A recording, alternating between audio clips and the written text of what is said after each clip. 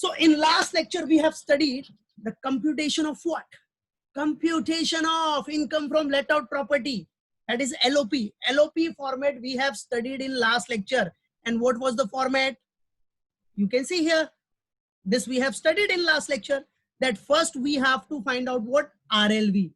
First we have to find out RLV. And how to find out RLV? For RLV calculation, first take fair rent, then municipal valuation, then higher of above. Means fair rent and municipal valuation में से जो higher होगा वो लेना है आपको. उसके बाद क्या बेटा, स्टैंडर्ड रेंट. स्टैंडर्ड रेंट जो भी रहेगा. फिर नीचे क्या लेना है अपने को, ये सी और डी. सी और डी में से जो छोटा अमाउंट रहेगा वो अपने को लेना है, वही अपना आरएलवी हो जाएगा. ये हमने लास्ट लेक्चर में पूरा फॉर्मेट देखा. फिर आरएलवी के बाद क्या आ जाएगा बेटा, अपना एक्चुअल रेंट. आरएलवी के बाद क्या आ जाएगा आपका, एक्चुअल रेंट. यस बेटा, एक्चुअल रेंट में कितना आपको मिल रहा है, कितना रेंट मिल रहा है बेटा. एक्चुअल रेंट रिसीव्ड या रिसीवेबल कितना है. अरे जरूरी है क्या, भाड़े पे दिया है तो आपका आरएलवी या फेयर रेंट म्युनिसिपल वैल, जो फेयर रेंट और म्युनिसिपल वैल्यूएशन है वो सेम रहेगा? नहीं ना, डिफरेंस हो सकता है. आप रेंट, आपको रेंट या तो ज्यादा मिलेगा या तो कम मिलेगा. दैट मे बी, अमाउंट में भी डिफर, अमाउंट में differ. Okay, so actual rent में रेंट रिसीव्ड या रिसीवेबल जो भी रहेगा आपका, वो दिखाओ कितना आपको एक्चुअल रेंट मिलेगा या मिल गया है. उसमें से जो अनरियलाइज्ड है, जो नहीं मिल पाया, वो माइनस कर दो. ये भी हमने लास्ट लेक्चर में देखा. तो आपको एक्चुअल रेंट मिल जाएगा. मतलब एक आपका ये आरएलवी का अमाउंट और एक एक्चुअल रेंट का अमाउंट. फिर क्या देखा हमने लास्ट लेक्चर में, देखो ये लास्ट लेक्चर में पूरा किया हमने, पूरा एक लेक्चर खाली ये फॉर्मेट पे दिया लास्ट लेक्चर के लिए. फिर भी रिव्यू करा रहा हूँ, अच्छे से पूरा याद रहना चाहिए. एक बार रिव्यू करा रहा हूँ, पूरा समझाया था लास्ट लेक्चर में क्या है, पूरा एक लेक्चर इसके लिए ही दिया. So third अपना क्या है बेटा, GAV. Now how to find out GAV? अब GAV निकालने के लिए क्या करना है, ये रीजनेबल लेटेबल वैल्यू, क्या बेटा, रीजनेबल लेटेबल वैल्यू और एक्चुअल रेंट, ये दोनों में से जो हायर होगा, higher, which is higher, so ये दोनों में से जो हायर होगा, that will be taken as gross annual value. बेटा जो हायर होगा ना, उसी को आपको ग्रॉस एनुअल वैल्यू लेना है. हायर which आरएलवी और एक्चुअल रेंट में से जो हायर रहेगा उसका, बराबर है, याद रखना, उसका अमाउंट लेना है. आरएलवी, ये वाला आरएलवी और एक्चुअल रेंट, उसमें से जो बड़ा रहेगा that will be taken as what, GAV, that is gross annual value. याद रखना, समझ गए बच्चों? उसको अच्छे से याद रखना और माइंड में फिट कर लेना, क्योंकि फिट है तो हिट है, याद रखो. ठीक है, तो ग्रॉस एनुअल वैल्यू भी देखा हमने लास्ट लेक्चर में. उसके बाद क्या करते हैं बेटा, ग्रॉस एनुअल वैल्यू के बाद देख रहे हो, म्युनिसिपल टैक्स. आपने जो भी म्युनिसिपल टैक्सेस पेड किया है, म्युनिसिपल टैक्सेस पेड, बराबर है, जो भी म्युनिसिपल टैक्सेस किसने पेड किया, लेकिन ओनर ने, ओनर ने पे किया रहना चाहिए. Municipal taxes paid by the owner during previous year. अरे भाई पूरा इनकम का कैलकुलेशन प्रीवियस ईयर का ही तो करते हैं. प्रीवियस ईयर में जो कमाया है उसी का पूरा रिटर्न फाइल करना अपने को. असेसमेंट ईयर, असेसमेंट ईयर कौन सा चल रहा है अभी, 2020-21. तो प्रीवियस ईयर क्या हो गया, 2019-20. Simple, 2019-20 is the previous year and your assessment year is 2020-21. याद रखना. नाउ सो म्युनिसिपल टैक्सेस, क्या बच्चा, म्युनिसिपल टैक्सेस जो भी पेड बाय द ओनर है वो माइनस कर दो.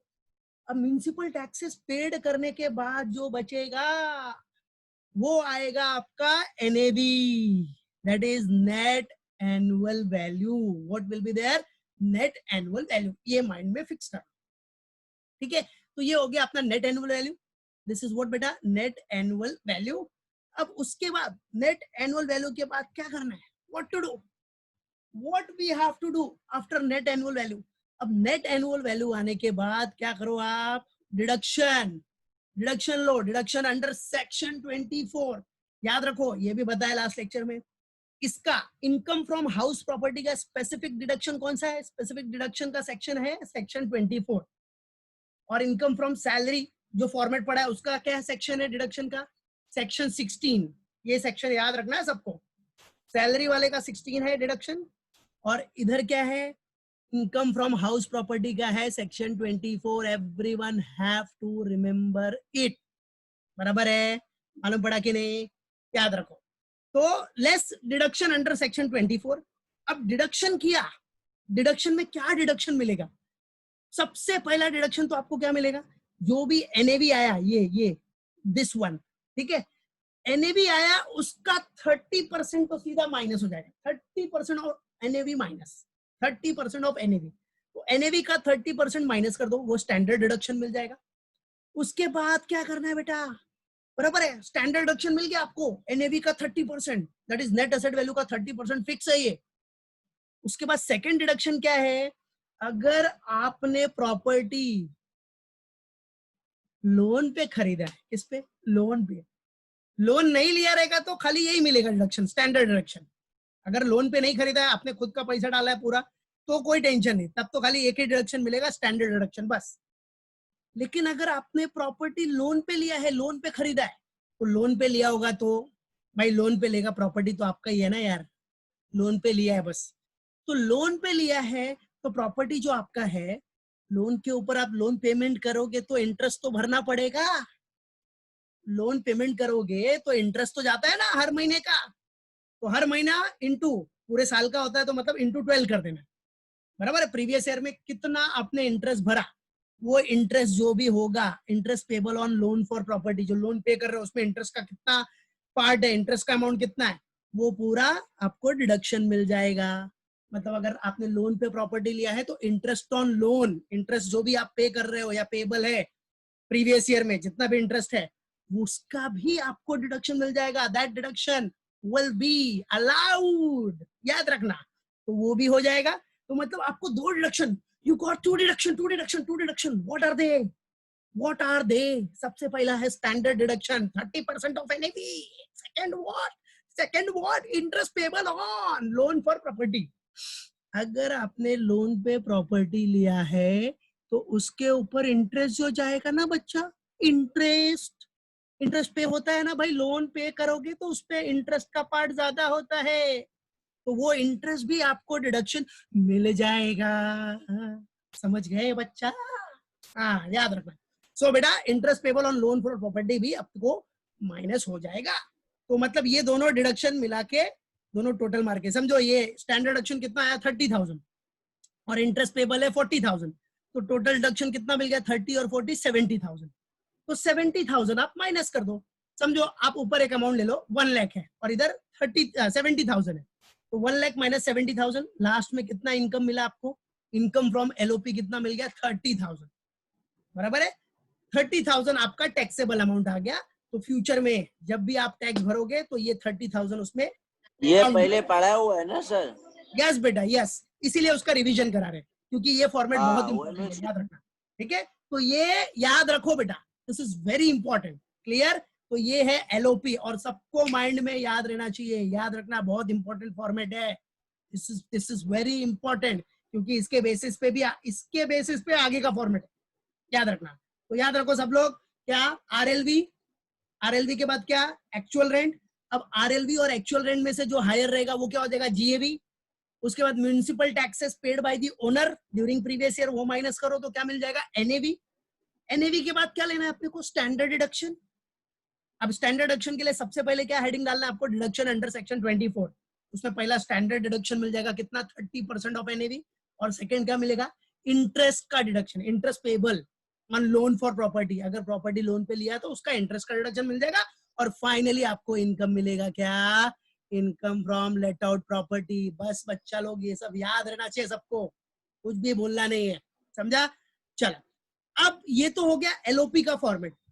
अब देखो बेटा, अब ये क्यों रिवाइज करा है मैंने, कुछ तो बात होगी, तो क्या बात है वो बेटा। अब जो नेक्स्ट फॉर्मेट है वो है आपका वीएलओपी। क्या है बेटा, वीएलओपी, वैकेंट लेट आउट प्रॉपर्टी। पूरा फॉर्मेट सेम है, सब कुछ सेम है, वीएलओपी में सब कुछ सेम है, सिर्फ एक चेंज है, जो आपका जीएवी आएगा ना, जीएवी ये वाला पार्ट, वो हमेशा देखो इधर क्या है, लेट आउट प्रॉपर्टी में क्या है, जीएवी क्या होता है, आरएलवी और AR whichever is higher, है कि नहीं। आरएलवी या actual rent, reasonable letable value या एक्चुअल रेंट जो हायर होगा वो लेना है। बट वीएलओपी में क्या होता है, वैकेंट लेट आउट में सिर्फ आपको क्या कंसिडर करना है, एक्चुअल रेंट, याद रखो, सिर्फ उधर आपको एक्चुअल रेंट ही कंसिडर करना है, ये याद रखो बस।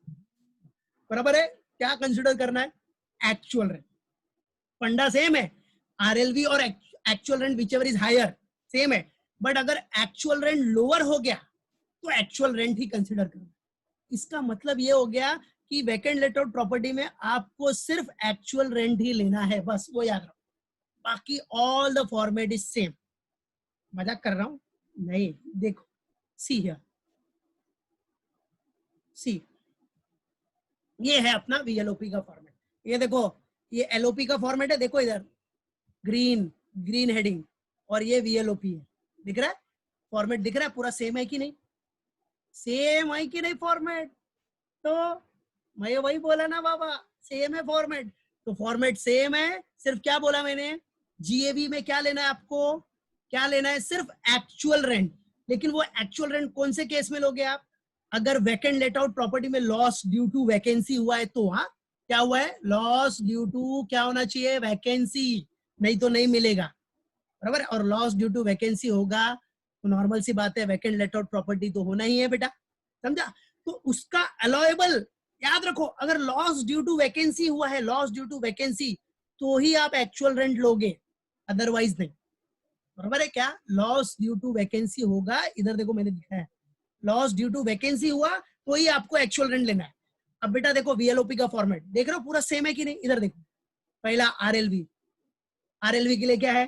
Fair rent, municipal valuation whichever is higher, फिर स्टैंडर्ड रेंट, फिर लोअर, सी और डी में से जो लोअर अमाउंट आएगा वो, तो वो आ गया आपका आरएलवी। सेम है जो एलओपी के फॉर्मेट में पड़ा वही है कि नहीं? यस। उसके बाद एक्चुअल रेंट भी देखो, एक्चुअल रेंट, रेंट रिसीव्ड या receivable less allowable unrealised rent, बराबर है, एक्चुअल रेंट आ गया, ये भी सेम है पूरा पीछे जैसा। यस, सिर्फ चेंज किधर है आपका? याद रखो, ये जीएवी ग्रॉस एनुअल वैल्यू में चेंज है। उधर क्या होता था एलओपी में? ग्रॉस एनुअल वैल्यू क्या लेने का बेटा? In LOP gross annual value will be taken as what? RLV और actual rent whichever is higher. LOP में वो करते थे, बट वीएलओपी में क्या होगा? आरएलवी और actual rent whichever is higher, ठीक है, बट एक्चुअल रेंट आपको कब लेना है? If it is lower. अगर समझ लो एक्चुअल रेंट छोटा हो गया, एक्चुअल रेंट आरएलवी तुम्हारा समझो, एक अमाउंट ले लो, आरएलवी है 1 लाख और एक्चुअल रेंट है 80,000, तो लेट आउट प्रॉपर्टी में क्या करते थे आप? लेट आउट प्रॉपर्टी में जो हायर रहता था, हायर कौन सा था? 1 लाख, वो लेते थे। बट इधर क्या करोगे? एक्चुअल रेंट 80,000 है ना, वो कम है, लेकिन आपको एक्चुअल रेंट ही लेना पड़ेगा। क्यों? लेकिन रीजन क्या है? बट एक्चुअल रेंट, लेकिन एक्चुअल रेंट कब लोगे आप? इफ अगर आपको लॉस हुआ है तो रेंट कम मिला है due to what? Loss caused by vacancy, बराबर है, वैकेंट होने की वजह से, प्रॉपर्टी वैकेंट होने की वजह से आपको लॉस हुआ है।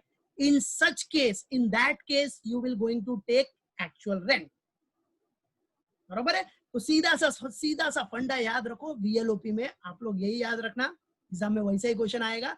वीएलओपी का केस आया ना, तो ग्रॉस एनुअल वैल्यू क्या हो जाएगा आपका? Actual rent. सिंपल सा फंडा याद रखो। और फंडा के साथ लॉजिक क्या है? ग्रॉस एनुअल वैल्यू मतलब क्या? आरएलवी और AR whichever is higher, but AR कब लोगे? अगर वो लोअर हुआ। क्यों लोअर हुआ? अगर लॉस कॉज्ड हुआ है ड्यू टू वैकेंसी, बराबर है। तो ये चीज याद रखना, मतलब ये हो गया वीएलओपी में आपको ग्रॉस एनुअल वैल्यू क्या लेना है? एक्चुअल रेंट लेना है, ये समझ के, बराबर है, मालूम पड़ा? यस, क्वेश्चन में आएगा loss cost due to vacancy रहेगा, बराबर है। तो loss cost due to vacancy मतलब वीएलओपी हो गया, और उस केस में आपको ग्रॉस एनुअल वैल्यू क्या लेना है? Actual rent, that's it, clear? चलो, इसमें ये ग्रॉस एनुअल वैल्यू वाला, वीएलओपी का ग्रॉस एनुअल वैल्यू में किसी को डाउट है तो बोलो, कम ऑन, फटाफट। ग्रॉस एनुअल वैल्यू में किसी को डाउट है तो बोलो फिर से, क्लियर? पक्का? तो चलो बताओ, आंसर बताओ। ग्रॉस एनुअल वैल्यू वीएलओपी में, वैकेंट लेट आउट प्रॉपर्टी में ग्रॉस एनुअल वैल्यू क्या होगा? Come on, tell me the answer everyone. Gross annual value में वैकेंट लेट आउट प्रॉपर्टी, देखो वैकेंट लेट आउट प्रॉपर्टी है ना, तो उसमें ग्रॉस एनुअल वैल्यू आपका क्या आएगा? What will be your gross annual value? शाबाश Lajina, very good, yes, finally actual rent. और वो एक्चुअल रेंट क्यों ले रहे हैं हम लोग? Because loss cause due to vacancy है, loss cause due to vacancy, याद रखो, समझे कि नहीं? यस यस करेक्ट बेटा, yes yes come on, yes right, very good बेटा, correct correct, yes yes very good Akanksha, very good Sushmita, very good. चरण में जो हायर होगा बड़ा क्या बात है, very good Kareena, very good. Yes but actual rent less है तो वो एक्चुअल रेंट होगा, और उधर दिखा देने का due to loss caused by vacancy, सबसे मेन वर्ड है यस, क्योंकि वैकेंसी में loss caused due to vacancy. Very good बेटा, वेल डन एवरीवन। ठीक है, तो ये पॉइंट सबको याद रहना चाहिए। और बच्चा ये हो गया ना, बस यही डिफरेंस था, उसके बाद देखो सब सेम है। फिर क्या, municipal taxes paid by the owner, फिर आ जाएगा आपको net annual value, what you will get net annual value. और उसके बाद देख रहे हो डिडक्शन वही सेम है ना, deduction under section 24, deduction under section 24 में क्या आ गया, स्टैंडर्ड डिडक्शन आ गया 30% ऑफ एनएवी। उसके बाद इंटरेस्ट पेबल, जो अगर प्रॉपर्टी लोन पे लिया तो इंटरेस्ट पेबल माइनस हो जाएगा, बराबर, इंटरेस्ट पेबल भी आपको डिडक्शन मिल जाएगा। तो टोटल डिडक्शन समझो लास्ट वाले एग्जांपल के हिसाब से 30 और 40 70,000 माइनस कर दो, खत्म, that is what income from let out property. तो देखा ना, पूरा सेम है, everything is same, everything is same, पूरा पीछे जैसा ही है, सिर्फ vacant let out property. Actual rent पे ध्यान देना, एक्चुअल रेंट कभी लेना है, अगर loss cost due to vacancy हुआ तो एक्चुअल रेंट फिक्स है, मतलब कोई भी केस हो जाए एक्चुअल रेंट आपका आना है, समझे कि नहीं? मालूम पड़ा? तो actual rent is very important, actual rent ही लेना है अपने को, ये याद रखो। ठीक है, तो ये फॉर्मेट सबको याद रहना चाहिए बेटा। हाँ, अब एक बार रिवाइज कर लो मेरे साथ फटाफट। तो इससे क्या होगा, आपका एलओपी और वीएलओपी दोनों का फॉर्मेट रिवाइज होगा। तो पहला क्या, रीजनेबल लेटेबल वैल्यू निकालना है, क्या निकालना है, आरएलवी। अब आरएलवी कैसे निकालोगे, fair rent municipal valuation whichever is higher, yes. उसके बाद स्टैंडर्ड रेंट लो, उसके बाद सी और डी को कंपेयर करो, जो लोअर होगा, लोअर उसको ले लो। तो लोअर जो हुआ वो आपका क्या हो गया, आरएलवी। क्या मिल गया बेटा, आरएलवी, ये हो गया आरएलवी। फिर आरएलवी के बाद क्या हो जाएगा आपका, एक्चुअल रेंट। अब एक्चुअल रेंट में क्या, जितना भी रेंट रिसीव्ड हो गया या रिसीवेबल है वो दिखाओ, और उसमें से जो अलाउएबल अनरियलाइज रेंट है वो माइनस करने के बाद जो बचा वो एक्चुअल रेंट हो जाएगा आपका। फिर क्या करना है, ये और ये आरएलवी और एक्चुअल रेंट को कंपेयर करो, बराबर है। फिर अपने को क्या मिलेगा, GAV, gross annual value. Comparison करने पे क्या मिलेगा, ग्रॉस एनुअल वैल्यू। ये दोनों को कंपेयर करो, जो हायर होगा वो आपका ग्रॉस एनुअल वैल्यू। ये कौन से केस में, एलओपी के केस में। बट ये केस में, वीएलओपी के केस में क्या हो जाएगा, हायर होगा वो तो एआर होगा ही, आरएलवी और एक्चुअल रेंट में से जो हायर है वो तो आपका ग्रॉस एनुअल वैल्यू होगा ही। बट अगर एआर लोअर हो गया, एआर लोअर हुआ due to loss caused by vacancy, या by loss caused due to vacancy की वजह से लॉस हुआ, तो एआर ही लेना है। तो पकड़ के चलो, ये चीज माइंड में, दिमाग में बिठा के चलो कि यहाँ एलओपी में क्या होगा, एलओपी में तो आपको आरएलवी और actual rent whichever is higher वो तो फिक्स है। वीएलओपी में, वैकेंट लेट आउट में क्या होगा, ग्रॉस एनुअल वैल्यू क्या होगा बेटा, आरएलवी और एआर व्हिचएवर इज हायर, ठीक है। But actual rent if loss caused due to vacancy, if loss caused due to vacancy, मतलब एक्चुअल रेंट इधर पकड़ के चलो, दैट्स इट। एक्चुअल रेंट इधर पकड़ के चलो, एक्चुअल रेंट आपको लेना है वीएलओपी, बस। और उसके बाद आपका सब फॉर्मेट सेम, राइट है। तो इधर जीएवी क्या हो गया, जीएवी नॉर्मली आपको एक्चुअल रेंट ही मिलेगा इधर, राइट है, एक्चुअल रेंट, करेक्ट। उसके बाद less municipal taxes paid by the owner during previous year, municipal taxes paid minus कर दो, फिर जो आएगा वो हो जाएगा आपका एनएवी, नेट एनुअल वैल्यू। उसके बाद क्या करना है बच्चा, डिडक्शन अंडर सेक्शन 24 में कौन कौन सा डिडक्शन अलाउड है। पहला तो स्टैंडर्ड डिडक्शन मिल जाएगा आपको। स्टैंडर्ड डिडक्शन कितना मिलेगा बेटा, ये जो एनएवी है, एनएवी का 30% फिक्स है, एनएवी का 30% आपको स्टैंडर्ड डिडक्शन मिल जाएगा। और सेकंड डिडक्शन मिल जाएगा interest payable on loan for property. अगर प्रॉपर्टी लोन पे लिया है तो जो उसका इंटरेस्ट जा रहा है, क्या जा रहा है, जो उसका इंटरेस्ट जा रहा है वो इंटरेस्ट आपको डिडक्शन मिल जाएगा, बराबर है, वो इंटरेस्ट डिडक्शन मिल जाएगा। और वो सब डिडक्शन माइनस करने के बाद आपको income from vacant let out property मिल गया, बराबर है। तो देखा ना, लेट आउट और वैकेंट लेट आउट का फॉर्मेट पूरा सेम है, सिर्फ जीएवी में ध्यान देना, सिर्फ ग्रॉस एनुअल वैल्यू। VLOP में ग्रॉस एनुअल वैल्यू आपको एक्चुअल रेंट ही दिखेगा। तो क्लियर एवरीवन, गॉट इट, पक्का, सबको क्लियर? तो अभी जो नेक्स्ट है that is what computation of income from two self occupied property, two self occupied property और स्लैश करके not occupied property, not occupied property due to employment elsewhere. क्या बेटा? Due to what? Employment elsewhere. तो मैं इधर ये दिखा देता हूं, देखो सी, क्या बेटा? एसओपी मतलब सेल्फ ऑक्यूपाइड प्रॉपर्टी, ये दिख रहा है सेल्फ ऑक्यूपाइड, और या फिर उसको बोल सकते हो आप नॉट ऑक्यूपाइड। क्या बोल सकते हो आप? सेल्फ ऑक्यूपाइड और नॉट ऑक्यूपाइड। ये सबके माइंड में रहना चाहिए, और ये भी बहुत इंपॉर्टेंट है, वेरी इंपॉर्टेंट फॉर्मेट, राइट है। एसओपी है। अब एसओपी हमेशा याद रखना बेटा, एसओपी, एसओपी मतलब सेल्फ ऑक्यूपाइड, मतलब जिसमें हम लोग रह रहे हैं ना बेटा, जिस घर में हम रह रहे हैं वो अपना सेल्फ ऑक्यूपाइड है। या फिर हो सकता है, या फिर हो सकता है कि आप उसमें ना रह रहे हो, ड्यू टू एम्प्लॉयमेंट कहीं और रह रहे हो, लेकिन वो घर आपका है, भाड़े पे नहीं दिया, लेकिन आपने भाड़े पे नहीं दिया, तो उसको बोलते हैं नॉट ऑक्यूपाइड। क्या बोलते हैं? नॉट ऑक्यूपाइड प्रॉपर्टी, बराबर है। तो याद रखो computation of income from two self occupied property. अब यहाँ क्या बोल रहा है? Two self occupied property. अभी हो सकता है मेरे पास दो घर रहे, दो घर रहे, अब मैं दोनों घर में तो रह, सुनो, मैं दोनों घर में रह सकता हूँ क्या? मैं रहूंगा तो एक ही घर में रहूंगा ना यार, बट दूसरा घर भी मेरा है, मैंने उसको भाड़े पे नहीं दिया, बराबर है, भाड़े पे नहीं दिया, तो वो भी मेरा सेल्फ ऑक्यूपाइड है, वो भी मैंने भाड़े पे नहीं दिया, मतलब वो क्या है? मेरा सेल्फ ऑक्यूपाइड, दैट्स इट, बराबर है कि नहीं? और गवर्नमेंट, याद रखना, इनकम टैक्स डिपार्टमेंट क्या बोलता है? दो एसओपी, दो हाउस प्रॉपर्टी तक हम आपको अलाउ करते हैं, आपको टैक्स भरने की जरूरत नहीं पड़ेगी, दो हाउस प्रॉपर्टी तक, टू हाउस प्रॉपर्टी, बराबर है, दो हाउस प्रॉपर्टी तक अलाउड है, याद रखना, ठीक है। चलो, तो अभी देखो computation of income from house property में टू एसओपी में, अब इसमें होता क्या बेटा? सिंपल सा फंड है। इधर क्या होता है? यहाँ किससे स्टार्ट होगा? देखो अभी आपने पीछे देखा, RLV, actual rent, GAV, municipal tax pay करने के बाद, वो सब करने के बाद आपका क्या आता था बेटा? एनएवी। सोचो इतना मेहनत करने के बाद आपको एनएवी आता था, राइट? इधर तो पहला पॉइंट स्टार्ट ही होगा एनएवी से।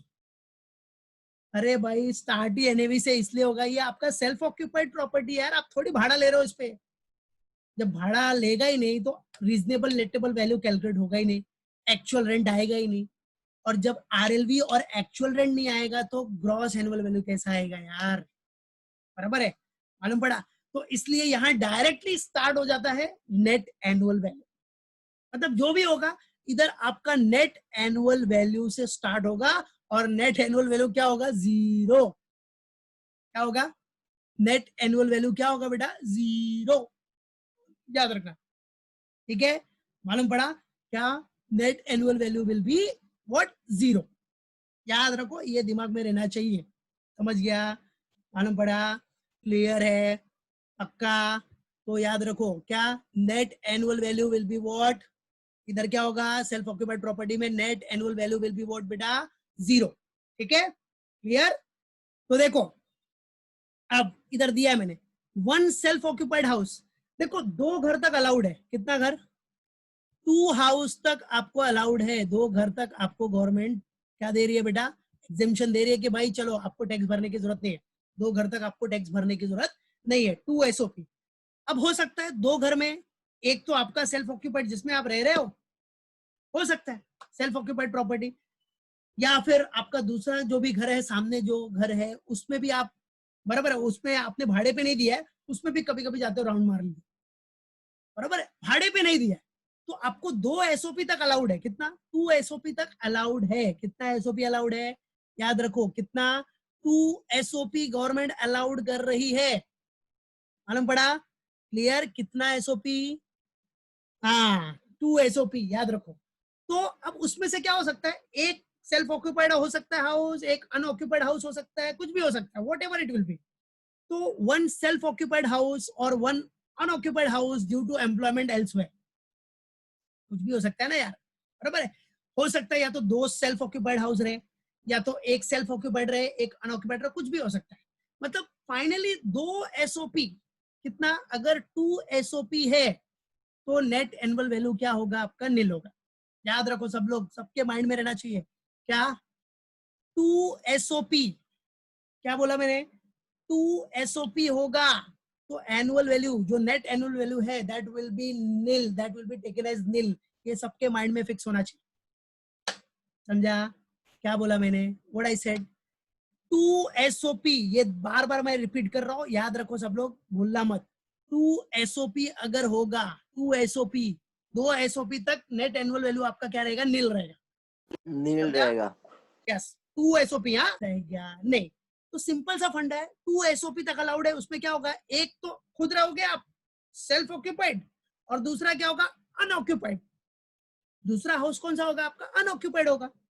अब कोई बंदा एक ही साथ दो घर में तो रहेगा नहीं, घर में तो एक ही रहेगा, तो एक तो सेल्फ ऑक्यूपाइड हाउस रहेगा और दूसरा जो भी हाउस रहेगा वो अनऑक्यूपाइड हो गया। वो अनऑक्यूपाइड है, पड़ा है, भाड़े पे नहीं दिया है। या फिर हो सकता है कि आप एम्प्लॉयमेंट के लिए बाहर चले गए और आपका घर खाली पड़ा है, बराबर है, अनऑक्यूपाइड है ड्यू टू एम्प्लॉयमेंट एल्सवेयर। तो सब मिला के याद रखो दो होना चाहिए। कितना होना चाहिए, सब मिला के टू होना चाहिए, बराबर है। दो एसओपी तक आपको नील है, मालूम पड़ा। और हमेशा याद रखना, बंदा नॉर्मल सी बात है, एक ही घर में सेल्फ ऑक्यूपाइड हाउस रहेगा तो एक ही घर में, बाकी दूसरा वाला घर क्या रहेगा, अनऑक्यूपाइड रहेगा। अब वो अनऑक्यूपाइड का कोई भी रीजन हो, उससे क्या करना है, अनऑक्यूपाइड है ना, या तो आप उधर रह रहे हो, तो आप जिस फ्लैट में, जब लोग एक ही बिल्डिंग में रह रहे हो, सामने वाला फ्लैट भी आपका है, वो अनऑक्यूपाइड रखा है, भाड़े पे नहीं दिया तो अनऑक्यूपाइड हो गया, कॉमन सी बात है। एक में आप रह रहे हो और एक अनऑक्यूपाइड, तो दो हो गया ना, तो दो तक आपको नील मिलेगा। दो तक आपको गवर्नमेंट ने बेनिफिट दिया है कि नेट एनुअल वैल्यू क्या होगा आपका, नील, बराबर है। लेकिन दो के ऊपर गया तो नहीं, ठीक है, मालूम पड़ा। और या तो एम्प्लॉयमेंट की वजह से आप कहीं बाहर चले गए हो, आपका घर खाली पड़ा, तो दो हाउस प्रॉपर्टी तक, दो सेल्फ ऑक्यूपाइड प्रॉपर्टी तक, बराबर है, आपको नील वैल्यू रहेगा, नील, देखो नील, बस। अब उसके बाद क्या करना है, एनएवी के बाद डिडक्शन लेना है। क्या लेना है बेटा, डिडक्शन। अब इसमें डिडक्शन क्या होगा, डिडक्शन अंडर सेक्शन 24। बेटा इसमें डिडक्शन एक ही मिलता है, स्टैंडर्ड डिडक्शन तो मिलेगा नहीं, स्टैंडर्ड डिडक्शन तो सवाल ही नहीं उठता मिलने का, बराबर। और सुनो, अब बेटा इधर क्या होगा, अब ये तो सेल्फ ऑक्यूपाइड है, तो इसमें तो स्टैंडर्ड डिडक्शन, कभी याद रखो, सेल्फ ऑक्यूपाइड पे, सेल्फ ऑक्यूपाइड प्रॉपर्टी पे कभी भी स्टैंडर्ड डिडक्शन नहीं मिलेगा। सिर्फ एक ही डिडक्शन मिलेगा, अगर वो सेल्फ ऑक्यूपाइड प्रॉपर्टी आपने लोन पे खरीदी है तो उसका इंटरेस्ट का डिडक्शन मिलेगा। क्या मिलेगा, इंटरेस्ट का। और इंटरेस्ट में भी लिमिट है, अगर लोन आपने लिया है 31 मार्च 1999 तक लोन लिया है, तो सिर्फ आपको इंटरेस्ट कितना मिलेगा, इंटरेस्ट का डिडक्शन 30,000, बस सिर्फ 30,000। लेकिन अगर लोन आपने लिया है आफ्टर 1/4/1999, 1 अप्रैल 1999 के बाद अगर लोन लिया है, तो आपको कितना इंटरेस्ट अलाउड है पूरे साल में, 2 लाख। 2 लाख तक आप इंटरेस्ट ले सकते हो, 2 लाख तक का इंटरेस्ट अलाउड है अगर आपने घर खरीदने के लिए लोन लिया है। और क्या बोल रहा है, आपने अगर समझो उस घर को रिपेयरिंग करा है, रिपेयरिंग करा है, तो उसके लिए रिपेयरिंग कराने के लिए लोन लिया ना, अगर रिपेयर कराने के लिए, रिपेयर रिन्यूअल्स, बराबर है, तो उसके लिए आपको 30,000, कितना, 30,000 का इंटरेस्ट अलाउड होगा, 30,000। तो याद रखो, अगर लोन 31 मार्च 99 तक लिया है तो सिर्फ इंटरेस्ट अलाउड कितना है, 30,000। लेकिन लोन उसके बाद लिया है आपने, तो कितना इंटरेस्ट मिलेगा आपको, घर खरीदने के लिए लोन लिया तो 2 लाख तक का डिडक्शन मिलेगा, 2 लाख। लेकिन अगर रिपेयरिंग छोटा मोटा काम कराने के लिए लोन लिया तो 30,000 तक का इंटरेस्ट मिलेगा, दैट्स इट। तो ये करके यहाँ दिखाने का डिडक्शन, और जब माइनस करोगे तो हमेशा आपका आंसर क्या होगा, नेगेटिव में आएगा। नेगेटिव में आया मतलब इनकम फ्रॉम एसओपी क्या हो गया, आपको इधर लॉस में दिखेगा, नेगेटिव में दिखेगा। तो अगर बेटा ये नेगेटिव में दिखा ना, याद रखना, तो आप क्या कर सकते हो, इनकम टैक्स से आपकी कोई दूसरी इनकम में से इसको माइनस कर सकते हो, तो आपका टैक्स कम हो जाएगा। ये लॉस आया मतलब क्या, अपना लॉस दिख रहा है इधर, तो लॉस दिख रहा है मतलब कोई दूसरी इनकम होगी ना, उसमें से ये सेट ऑफ हो जाएगा, उसमें से क्या हो जाएगा, ये सेट ऑफ। तो याद रखो, अब नॉर्मल सी बात है, इधर जीरो वैल्यू है और ये माइनस करना है, तो आंसर नेगेटिव में आएगा ना, आंसर नेगेटिव में आएगा। और आपने कहीं और जगह से कमाया रहेगा ना, तो वहां से ये माइनस हो जाएगा, सिंपल। समझो आपको सैलरी से इनकम मिल रहा है 10 लाख, और इधर आपका समझो कितना आया, 2 लाख, तो 10 लाख माइनस 2 लाख, 8 लाख के ऊपर टैक्स भरना है बस, तो बच गया ना टैक्स। तो ये नेगेटिव आया तो आपका टैक्स बचता भी है। याद रखो, ये इंटरेस्ट का लिमिट सबको याद रखना है। 31 मार्च 1999 तक लोन लिया तो 30,000, उसके बाद लोन लिया तो, घर खरीदने के लिए लोन लिया तो कितना, 2 लाख का इंटरेस्ट, बराबर है। और रिपेयरिंग और रिन्यूअल के लिए लोन लिया तो